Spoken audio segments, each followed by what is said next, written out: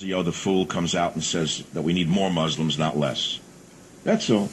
Then we read today that the chicken man's father said he turned him in, then he said he didn't turn him in, then he said he turned him in 14. He thought he was a terrorist. Then he disavowed that he was a terrorist. He thought he was a terrorist because of the way he treated chickens. He didn't like the way he put the wings in the box. He thought the thighs should go first, and because of that he called up the anti-terrorism task force, and when they came he said, I was wrong. It wasn't my son putting the wings on top of the legs. It was the legs on top of the wings that made me think he was a terrorist, but have nothing to do with terrorism. I thought he stabbed his brother, but he didn't really stab his brother.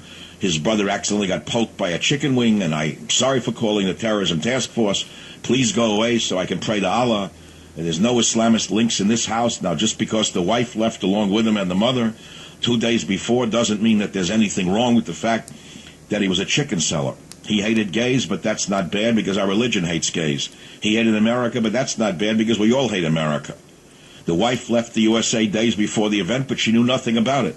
She was going over there to study Afghan ways. She wanted to learn how to make scarves. She was studying how to become a milliner in Afghanistan. There's no relationship whatsoever between Islam and this terrorist attack that occurred. He's simply a lone wolf with a pressure cooker that went off. And let me tell you something else. Those pressure cookers had nothing to do with terrorism. He was on the way to New York to explain to other people how best to make chicken the Afghan way.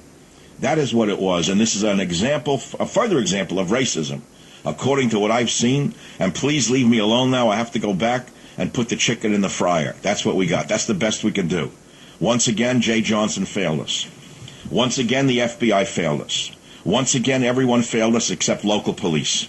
Once again, the burden fell upon the local police, who apparently are less constrained by the political insanity that Obama has imposed upon DHS and FBI. Once again, it was local police who took the bullets. Once again, the FBI was nowhere to be found. Once again, the DHS was nowhere to be found. That's all.